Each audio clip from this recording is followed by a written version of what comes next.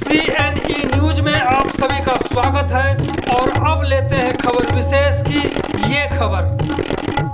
चंडीगढ़ नगर निगम में नॉमिनेटेड काउंसलरों के चयन को लेकर एक बार फिर भाजपा के सीनियर लीडर सतिंदर सिंह सामने आ गए हैं।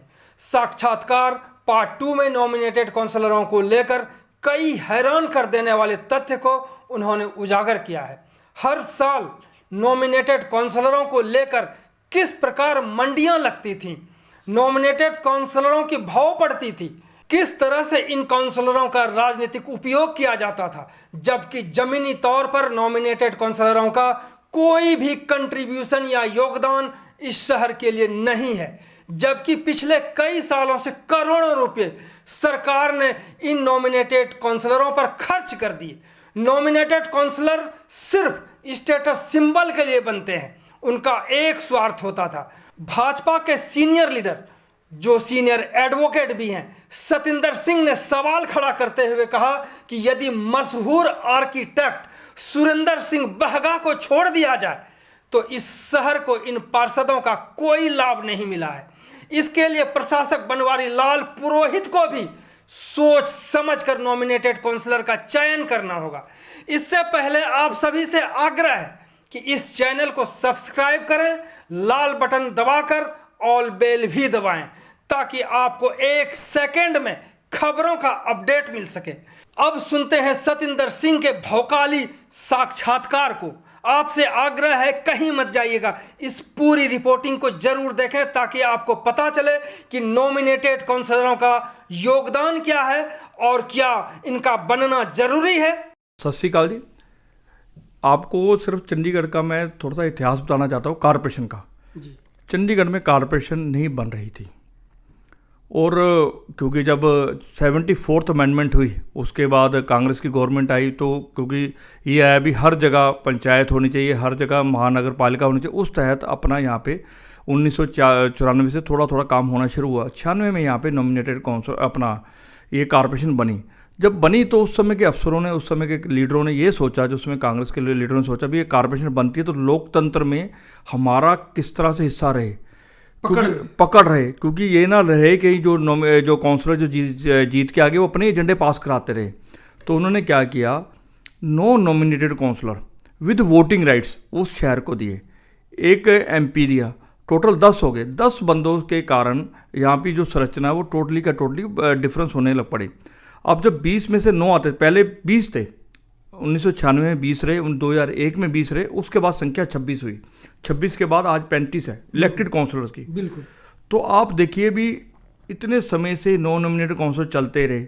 अगर उनकी कंट्रीब्यूशन देखो तो उन्होंने शहर को हर साल मंडी लगती थी, नॉमिनेटेड काउंसलर के भाव पड़ते थे मेयर चुनाव में, और उनकी जो कंट्रीब्यूशन रहती थी वो कंट्रीब्यूशन यही रहती थी भी आप इलेक्शन के समय में 1 तारीख को सारे उनको रिजाने में लगे रहते थे और पूरा साल उनको कभी किसी कमेटी में डालो, कभी किसी कमेटी में डालो, कभी कोई नाराज है, कभी कोई नाराज, ये काम चलता रहता था। और उनको मैंने अगर मुझे जो लगता है उनकी कंट्रीब्यूशन 2-3 काउंसलरों के जो नाम में आ सकते हैं जिन्होंने कुछ किया होगा। जब सुरेंद्र बग्गा जी को तो मैंने प्रत्यक्ष रूप से देखा है, जिन्होंने काम भी करते थे और एजेंडे भी तैयार करते थे, और जो सरकारी एजेंडे आते थे उसमें भी प्रश्न लेके आते थे और पूछते थे जी।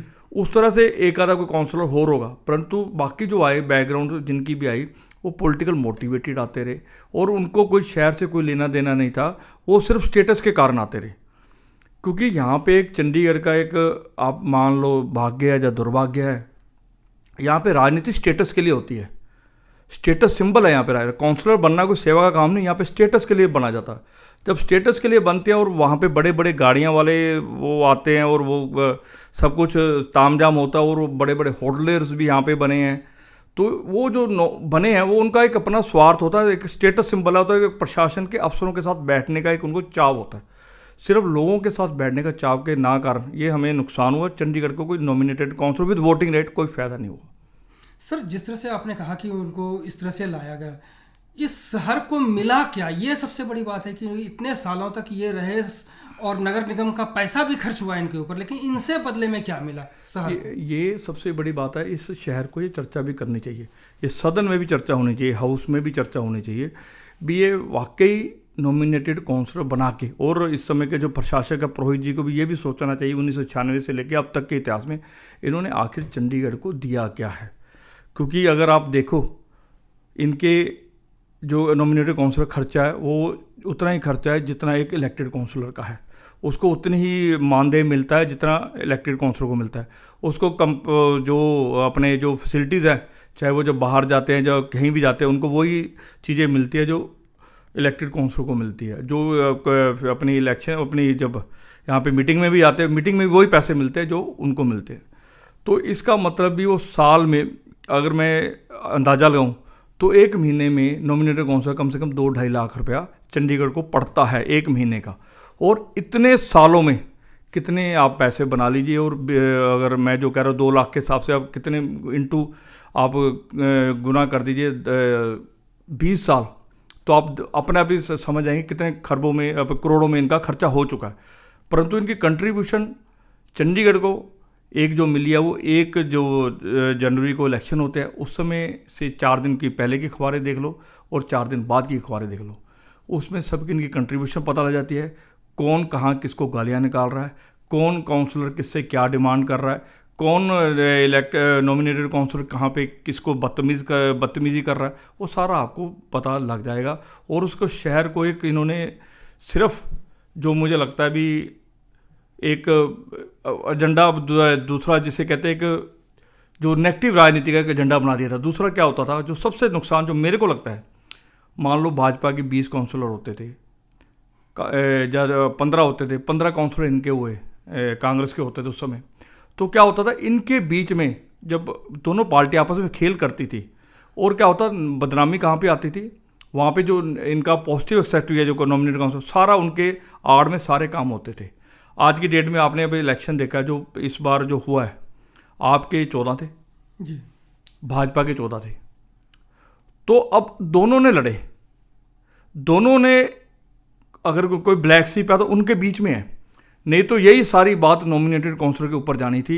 इन्होंने ये गड़बड़ किया, इन्होंने गड़बड़ किया और शहर का सच्चाई पता ही नहीं लगने देती। अब कम से कम शहर को ये तो सच्चाई पता है भी आप पार्टी में एक ब्लैक शीप थी जिसने वहाँ पे गड़बड़ की है, तो ये तो चीज़ें लोकतंत्र में पता होनी चाहिए ना, नहीं तो उनके कारण कुछ पता ही नहीं लगता था। मतलब नॉमिनेटेड काउंसलर का एक ही काम होता था, जो वोटिंग राइट था उसका फायदा लोगों ने उठाया और मेयर बनाने में इसका एक बार लाभ होता था हर साल लाभ होता था या नुकसान होता था, शहर को पर नुकसान या लाभ होता होगा, शहर को नुकसान होता था। दूसरी बात जो तभी भी उस टाइम भाजपा ने कई बार इस मसले को उठाया कि नॉमिनेटेड काउंसलर होना ही नहीं चाहिए, ये भी भाजपा ने पहले उठाया है। शायद आप स्वीकार करेंगे इसको उठाया गया। हमारे जो इस समय के राष्ट्रीय अध्यक्ष है नड्डा जी, जेपी नड्डा जी, उन्होंने चंडीगढ़ में प्रेस कॉन्फ्रेंस की हुई है इस विषय को लेके भी यहाँ पे नॉमिनेटेड काउंसिल को वोटिंग राइट नहीं होना चाहिए।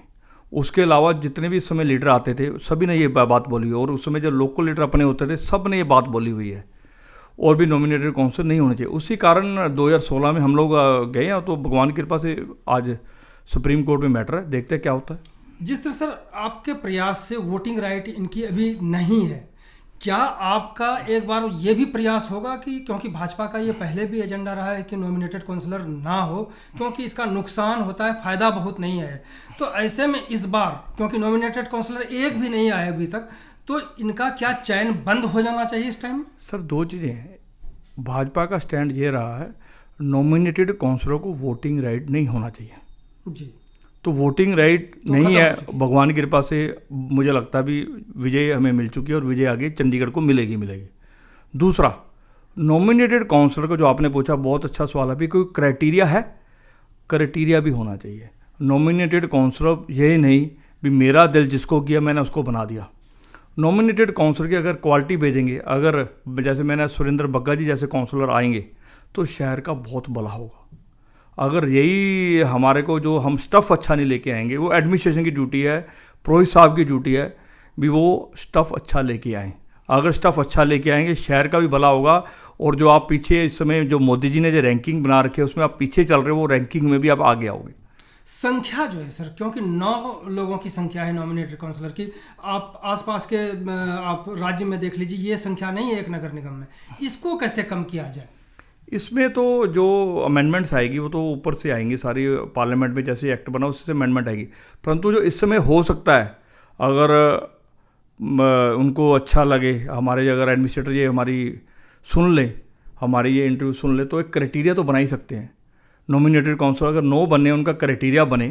क्राइटेरिया जैसे मैं बोल भी देता हूँ, बॉम्बे में नॉमिनेटेड काउंसिलर बनते हैं, वहाँ पे क्राइटेरिया बना हुआ है। वो क्राइटेरिया उस हिसाब से बने, जहाँ मैं गलती भी हो सकता, क्योंकि एक बार मैं कभी रिसर्च कर रहा था, उस समय मुझे इस रिसर्च में आई, परंतु फिर हर बार लगता भी यार हर काम और भी लोग करने के लिए आगे आएँ, क्योंकि सिर्फ सारे काम इस ऑफिस के माध्यम से ना हो, परंतु अभी अगर नहीं हुआ तो क्राइटेरिया के भी कहीं ना कहीं तो लगेंगे हम। बिल्कुल, अभी तो क्राइटेरिया भी नहीं, जिस तरह हमने पिछले कुछ सालों में देखा है कि नॉमिनेटेड काउंसलर ना तो क्राइटेरिया है उनका, ना काम करने की शैली उनको पता है, ना उनको एमसी के बारे में जानकारी, ना शहर के बारे में जानकारी, लेकिन वो नॉमिनेटेड काउंसलर बन करके हाउस में बैठते हैं। तो हमें लगता है कि आपकी सलाह सुन करके प्रशासन कुछ फैसला भी ले और इनकी संख्या भी घटाए और क्राइटेरिया भी बनाए। क्राइटेरिया तो बहुत ज़रूरी है, क्योंकि आप देखिए ना, जब कॉरपोरेशन काम करती है, कॉरपोरेशन सफाई में काम करती है, कॉरपोरेशन बिल्डिंग में काम करती है, कॉरपोरेशन सड़क में काम करती है, जो भी आदमी के जीवन में मूलभूत चीज़ें हैं वो सब के लिए वो कॉरपोरेशन काम करती है। तो उसमें जब क्राइटेरिया बनता है तो आपका कोई आप प्रशासन किसी भी तरह क्राइटेरिया बनाएगा तो उस क्राइटेरिया में फिर एप्लीकेशंस मांगेगा, उसमें जो जो उनको अपनी कमेटी बना के जो लगता होगा उन बंदों को बनाएंगे। अब तो जिसको मर्जी येन गेन प्रकरण आप जितनी मर्जी एप्लीकेशन दे दो, जो मर्जी दे दो, और उस हिसाब से आपका बना हुआ और करे, उसमें उन्होंने कोई ये नहीं मांगा एप्लीकेशन दे दो, जो जिसका मन कर रहा है वो एप्लीकेशन दे रहा है, जिसका मन कर रहा है वो सब कुछ कर रहा है। और आज अगर एडमिनिस्ट्रेटर को आज ये भी बताना चाहिए, भी टोटल अखबारों से हमें पता लग रहा है भी 600 एप्लीकेशन आई है, 700 आई है, 800 आई है, कितनी एप्लीकेशन आई, कितने क्या क्या डाला, वो सारा कुछ एक पारदर्शिता तरीके से अगर नॉमिनेटेड काउंसलर भी बनते हैं तो उसका चंडीगढ़ को बहुत लाभ होगा, और मुझे लगता है ये होना भी चाहिए। CNE न्यूज के साथ बने रहने के लिए आप सभी का बहुत बहुत धन्यवाद।